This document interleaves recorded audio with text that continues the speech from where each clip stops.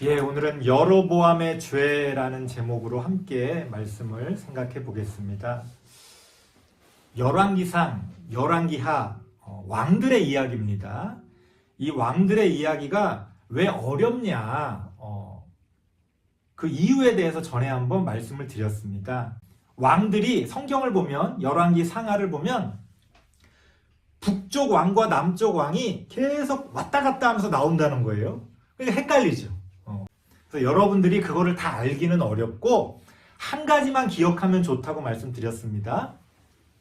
북쪽과 남쪽으로 나라가 갈라지면서 이름을 바꿔요. 그래서 북쪽을 북왕국이라고도 부르고 이스라엘이라고도 부릅니다. 북이스라엘. 그러니까 북왕국, 북이스라엘, 이스라엘 다 같은 말이에요. 다 같은 말. 열왕기 상하에서는 그렇다는 겁니다. 그리고 남쪽은 남왕국이라고도 부르고 남유다라고도 부르고 그냥 유다라고도 부릅니다. 그래서 오늘 본문의 1절 말씀을 보면 이렇게 쓰여져 있어요. 유다의 여호사밧 왕 18째 해에 아합의 아들 여호람이 사마리아에서 이스라엘을 12해 동안 다스리니라. 좀 전에 제가 말씀드린 걸 이해 못하면 이걸 읽으면서도 헷갈려요. 이게 뭐 나라 얘기인지 어느 유다 지파 얘기인지 어디 얘기인지를 알 수가 없어요. 1절 말씀을 제가 풀어서 말씀드려 볼게요. 남왕국 유다의 왕 여호사밧이 왕이 되어서 18년째 되던 해에 북왕국에서는 어떤 일이 있었냐면 아합의 아들 여호람이 사마리아에서, 이게 또 어려워요.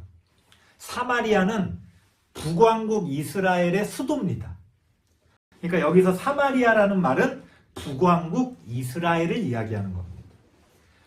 아합의 아들 여호람이 북왕국 이스라엘의 왕이 되었고 남왕국 여호사밧이 18년째 다스릴 때 북왕국에서는 여호람이 왕으로 즉위를 했다는 거예요. 그리고 그 이후에 12년 동안 다스렸다. 그 얘기입니다. 어렵죠. 어렵죠. 그래서 오늘 본문에 나오는 주인공은 북왕국 이스라엘의 왕 여호람입니다. 2절 말씀을 같이 한번 읽어볼게요. 2절 말씀을 읽어보겠습니다. 열왕기하 3장 2절입니다. 시작. 그가 여호와 보시기에 악을 행하였으나 그의 부모와 같이 하지는 아니하였으니 이는 그가 그의 아버지가 만든 바알의 주상을 없이 하였음이라. 무슨 얘기냐면 지난번에 말씀드렸습니다. 북이스라엘은 처음부터 우상을 섬기면서 시작됐어요. 그래서 북이스라엘의 모든 왕들이 거의 대부분 우상을 섬기게 됩니다. 그런데 개 중에 오늘 주인공인 여호람은요, 그래도 개 중에 좀 나은 왕이었다라고 평가를 받습니다. 왜 그럽니까? 방금 우리가 읽었던 말씀처럼 바알의 우상을 없애버렸다는 거예요. 바알은 당시에 가나안 지방에 원래 있었던 풍요의 신입니다. 풍요의 신. 그래서 가나안 지방에 살고 있었던 대다수의 사람들이 기본적으로 다 바알을 섬겼어요. 그런데 이스라엘도요, 가나안으로 들어와서 살면서 나라를 건국하면서 같이 그 가나안 민족의 신들을 같이 섬기게 됩니다. 왜냐하면 이게 이제 농사를 잘하게 해주는 신이고 풍요를 주는 신이니까 싫다는 사람 없잖아요. 예를 들어서 제가 여러분들에게 부자 되세요, 여러분들이 부자 되시기를 바랍니다 하면은 싫다는 사람이 어디 있어요.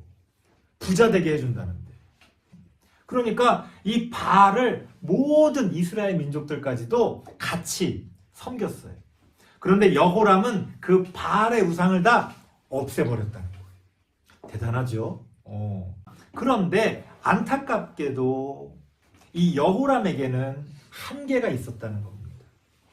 바알의 우상은 없애버렸지만 여전히 하나님을 떠나서 잘못된 죄를 범하고 있었다는 거예요. 여호람의 죄는 무엇이었을까요? 3절 말씀 같이 한번 읽어볼게요. 3절 같이 읽습니다. 시작. 그러나 그가 느밧의 아들 여로보암이 이스라엘에 범하게 한 그 죄를 따라 행하고 떠나지 아니하였더라.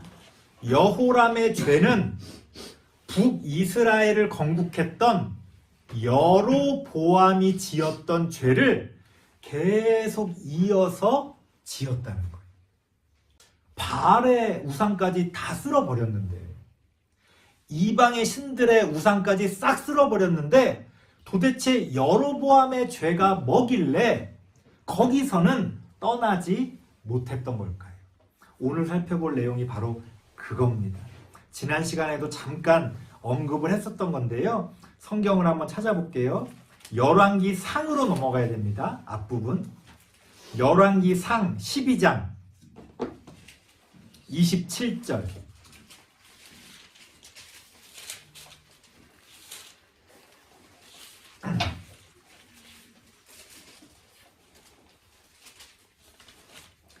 열왕기상 12장 27절부터 29절까지인데요.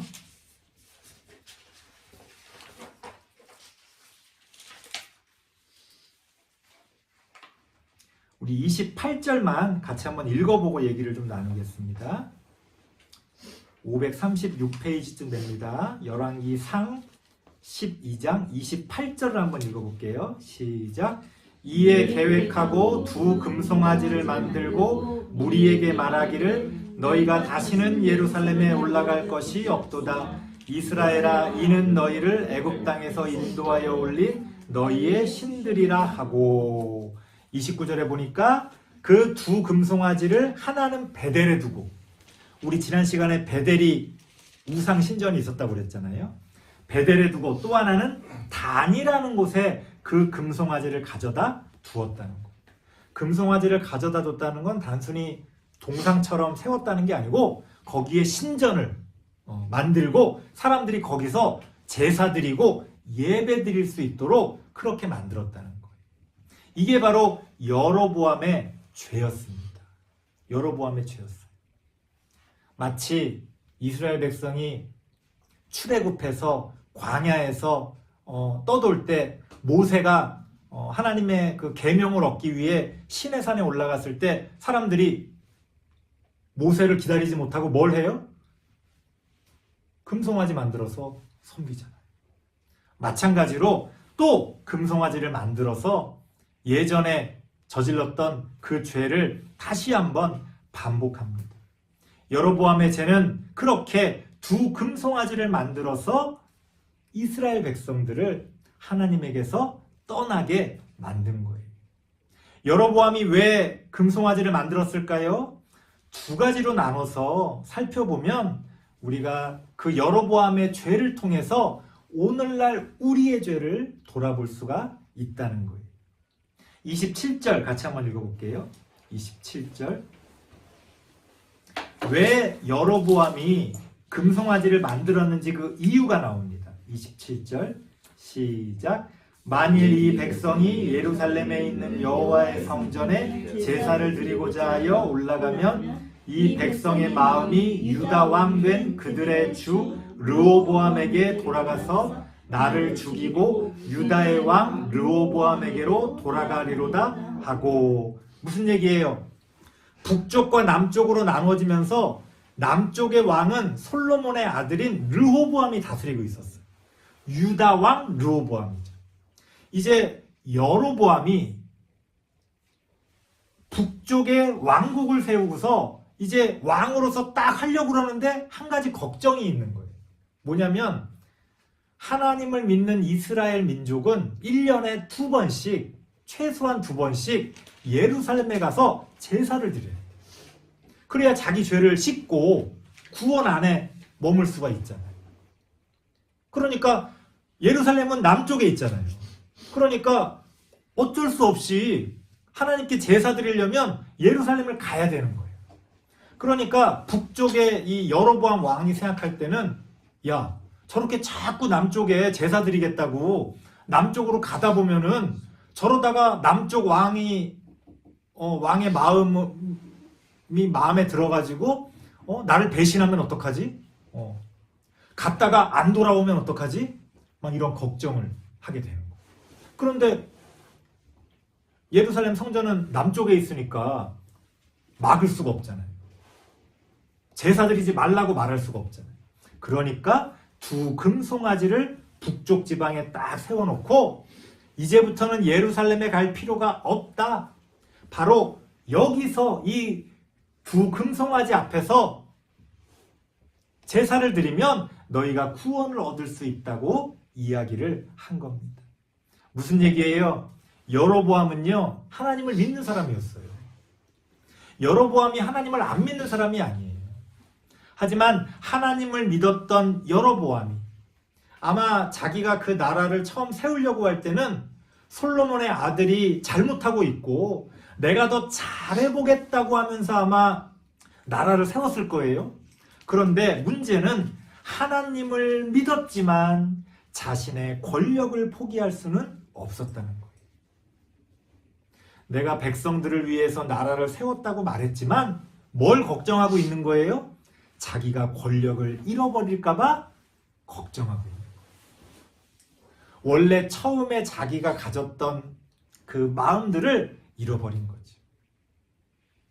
눈에 보이는 우상은 버렸지만 눈에 보이지 않는 권력이 또 다른 우상이 되어 버렸다는 겁니다.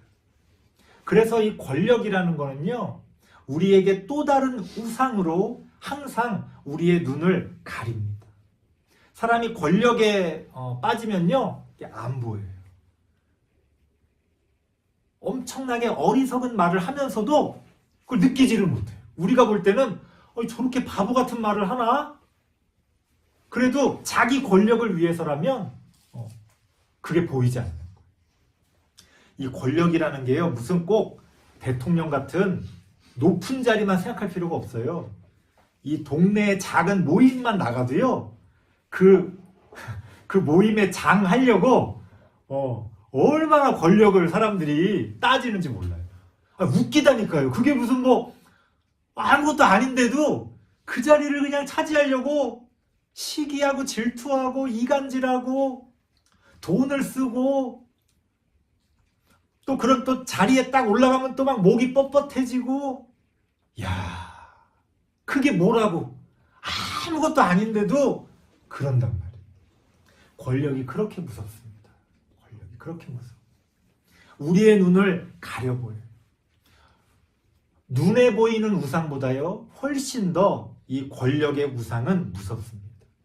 생각해보면 눈에 보이는 우상도요, 결국에는 눈에 보이지 않는 권력을 모양으로 만들었을 뿐이에요. 그래서 대부분 독재자들이요, 독재를 하다 보면 꼭 자기 동상을 세워. 이렇게. 옛날에 공산국가나 이런 데 보세요. 저 북한 보세요. 큰 동상 같은 거 세우잖아요. 왜? 그 우상이, 그 동상이 자신의 권력을 상징하는 거예요. 그러니까 사실은 우상의 뒷면에는, 그 바탕에는 권력이 담겨 있다고 볼 수 있습니다. 하지만 우리가 꼭 기억해야 될 것은 모든 권력은 하나님으로부터 온다는 것. 우리가 아무리 사소한 어떤 자리에 앉을지라도 우리가 잊지 말아야 할 것은 그 모든 권력은 하나님이 나에게 주신 것이다. 하나님이 이것을 통해서 사람들을 섬기라고 주셨다는 것을 잊지 말아야 한다는 겁니다. 그래서 성경을 하나 찾아보겠습니다. 신약 성경입니다. 로마서 13장 1절. 다시 돌아와야 되니까요. 열왕기상도 잘 기억해 주시고요. 신약성경 257페이지. 신약성경 257페이지입니다. 로마서 13장 1절. 요즘 나라가 좀 어수선하다 보니까 이 권력에 대한 생각들이 많이 들게 되는데요. 성경이 뭐라고 이야기하는지 한번 봅시다. 로마서 13장 1절입니다.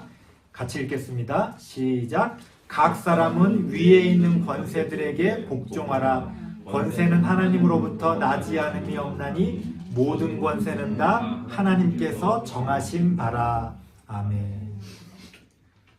독재자들은요, 이 13장 1절 중에서 앞부분을 좋아해요.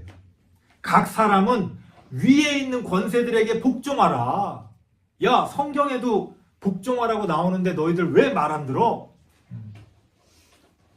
대부분 권력을 휘두르고 싶은 사람은 이런 말씀 좋아해요. 그런데 13장 1절에서 핵심은요, 앞부분이 아니에요. 뒷부분이죠. 그 권세라는 건, 그 권력이라는 건 본래 하나님으로부터 왔다는 거예요. 내게 아니라는 거예요. 그러니까 나를 위해서 내 마음에 안 든다고 내 마음대로 그 권력을 휘두르면 안 된다는 거죠.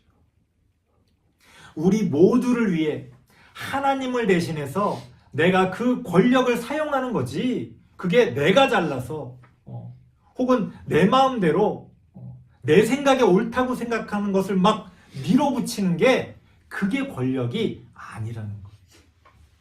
그래서 권력을 가진 사람은요, 항상 이 권력, 그게 크든 작든 그 모든 권력은 하나님이 주신 거라는 것을 알고 내가 이 권력을 여러 다른 사람들을 위해서 사용해야 된다는 것을 기억해야 됩니다. 이렇게 말씀을 드려도요, 교회 안에서도 뭐 어떤 직분을 주고 막 할 때 보면 막 이 권력 때문에 다툼이 생겨요.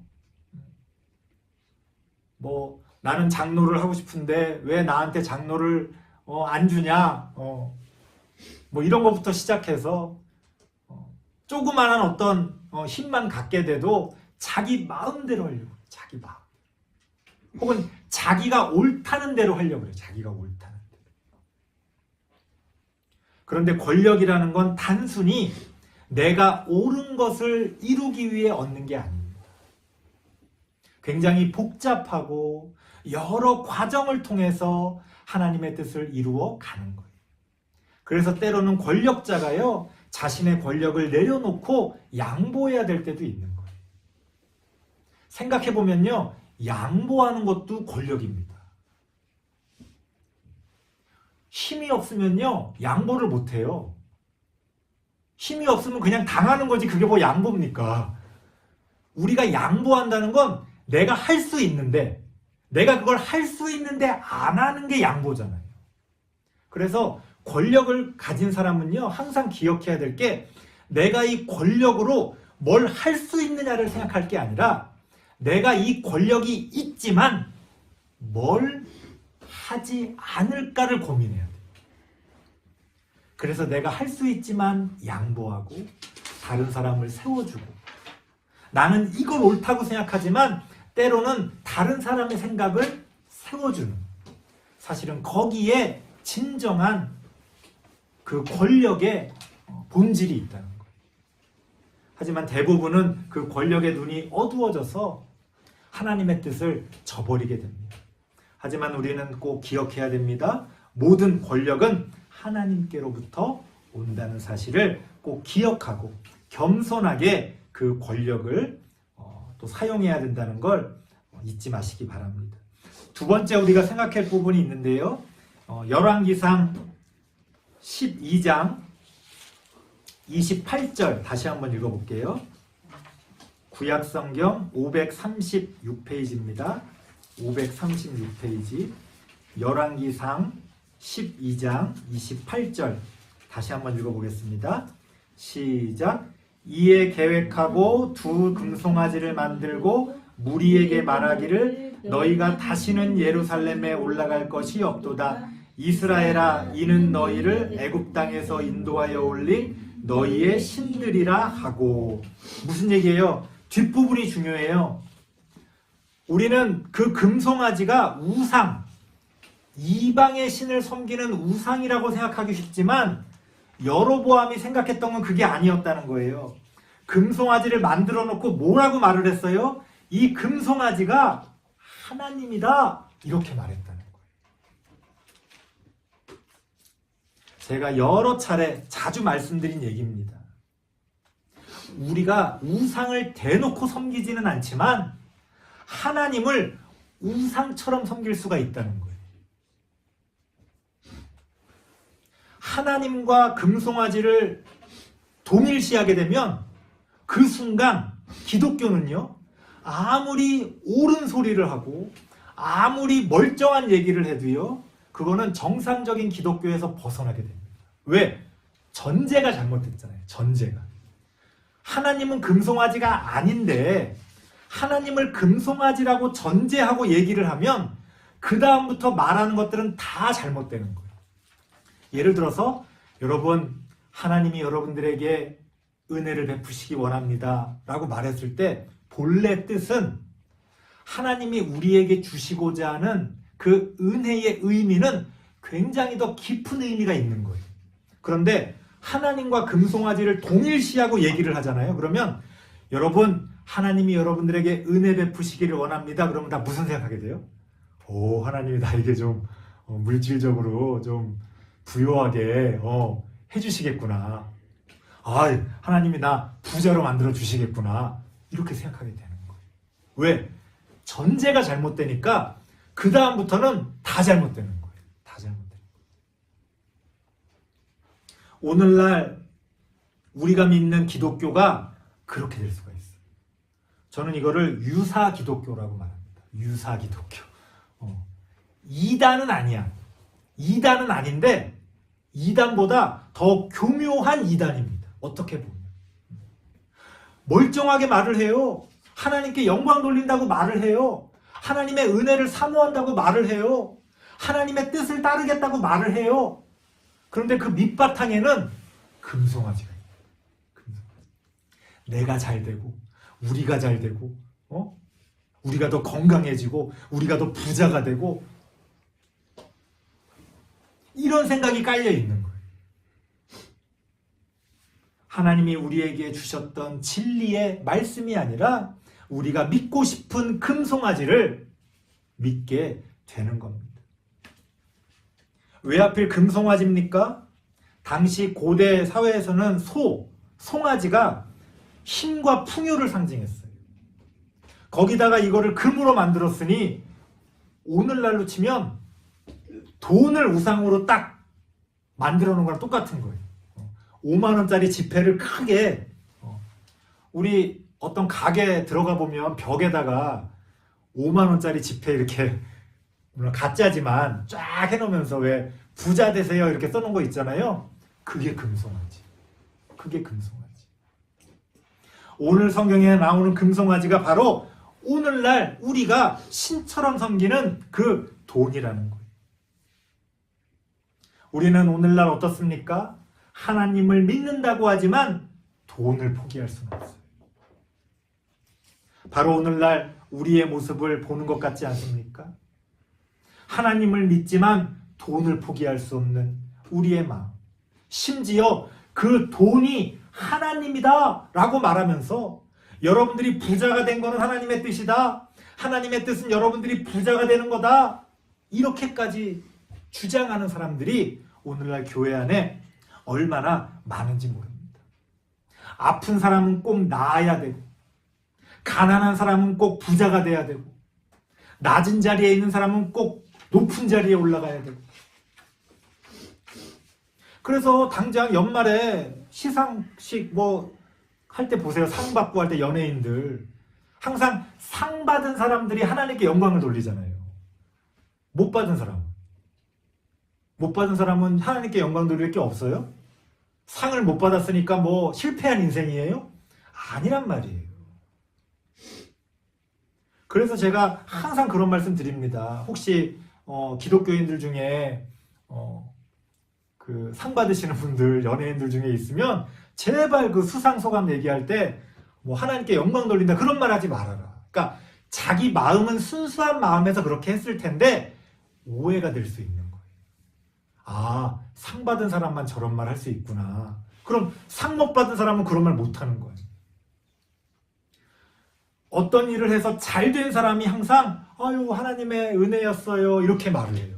그러면 잘 안 된 사람은 하나님의 은혜가 없는 거예요? 아니란 말이에요. 그래서 우리가 간증을 할 때 조심해야 돼요. 내가 성공하고 내가 부자가 되고 내가 잘 된 다음에 간증을 하다 보면 그게 다 금송아지가 되는 거예요. 자기도 모르게. 그리고 사람들은 그 이야기를 들으면서 하나님을 떠올리는 게 아니라 하나님하고 부르면서 머릿속에 뭘 떠올려요? 금송아지를 떠올리는 거예요. 내가 하나님 잘 믿으면 나도 부자 되겠구나. 내가 하나님 잘 믿으면 성공하겠구나. 하지만 그 금송아지에게는 하나님의 뜻이 없다는 겁니다. 여러분, 성경은 분명하게 말합니다. 하나님과 재물을 같이 섬길 수 없다는 거예요. 성경 찾아보겠습니다. 마태복음 6장 24절입니다. 신약성경 9페이지쯤 됩니다. 신약성경 9페이지 마태복음 6장 24절 함께 읽겠습니다. 시작. 한 사람이 두 주인을 섬기지 못할 것이니 혹 이를 미워하고 저를 사랑하거나 혹 이를 중히 여기고 저를 경히 여김이라. 너희가 하나님과 재물을 겸하여 섬기지 못하느니라. 하나님의 말씀은 분명해요. 우리가 하나님과 재물을 같이 섬길 수 없다는 거예요. 오해하지 마세요. 재물을 버리라는 말이 아니에요. 재물을 무시하라는 말이 아니에요. 결국 우리가 최종적으로 붙들어야 되는 것은 하나님이라는 거예요. 많은 사람들이 그런 얘기합니다. 아, 이렇게 균형 있게 이렇게 지혜롭게 해야지. 맞습니다. 지혜롭게 하면 가장 좋겠죠. 하지만 사람이 정확하게 가운데 서기가 어렵잖아요. 그러면 어느 한쪽을 선택해야 된다면 어느 쪽이 돼야 된다는 거예요? 하나님이 돼야 된다는 거예요. 하나님. 결국 하나님의 말씀은 우리에게 하나님과 재물을, 하나님과 돈을 우리가 같이 섬길 수 없다고 이야기합니다. 우리가 진정 붙들고 살아가야 할 하나님은 어떤 하나님인지를 다시금 기억하시길 바랍니다. 돈이 아니라, 금송아지가 아니라 우리에게 진리의 말씀을 가르쳐 주시고 우리가 더 사람답게 살 수 있는 그 길을 가르쳐 주시는, 우리 모두가 함께 행복한 그런 하나님의 나라를 만들어가는 길을 가르쳐 주시는 그런 하나님을 믿고 따르시기 바랍니다. 설교를 마치겠습니다. 여로보암의 죄는요, 그 옛날에만 있는 것이 아니라 오늘날 우리에게까지 이어져 옵니다. 여호람 왕이 바알의 우상은 버렸지만 그 금송아지를 버리지 못한 것처럼 오늘날 우리도 이것저것 이단이 잘못됐다, 저런 것들 다 잘못됐다 막 이야기하면서 마지막 금송아지를 놓지 못하는 우리들의 모습은 아닌지 우리가 돌이켜보면서 하나님과 돈 가운데서, 하나님과 금송아지 가운데서 하나님을 붙들고 믿으며 나아가는 우리 모든 성도님들 되시기를 바랍니다. 기도하겠습니다. 하나님 감사합니다. 하나님이 우리에게 주신 좋은 것들을 우리가 누리며 살아갑니다. 하지만 그것들은 그저 우리가 잠시 누리며 살아가는 것들이지 우리가 믿고 따르며 섬기는 것이 아님을 우리가 기억하게 하시고 온전히 하나님을 붙들고 하나님의 말씀을 따라 살아가는 우리들이 되어질 수 있도록 하나님 우리와 함께하여 주옵소서. 예수님의 이름으로 기도드리옵나이다. 아멘.